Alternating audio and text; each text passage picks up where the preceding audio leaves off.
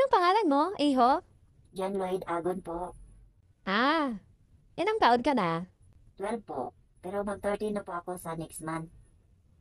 Ganon? Ready ka na ba? Dok, takot po ako. Baka hindi ko kakayanin ang sakit, Dok. Huwag kang mag-alala. Huwag kang matakot. Magpakalalaki ka. Sige.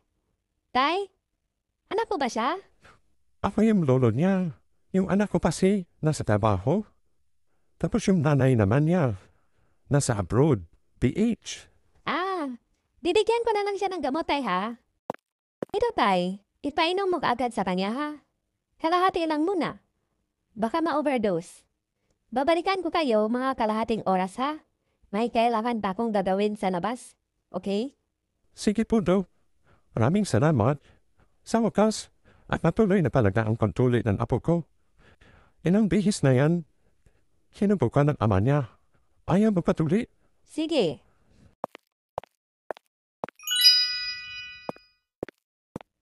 Kumusta dyan, Lloyd? Matapang ka na ba? Umatik na ba yung pinainom ko sa yung gamot? Opo, Dok. Hindi na po ako takot. Matapang na po ako. Sige. Umpisaan na natin ngayon, ha? Subukan niyo galawin yung patentin ko, Dok.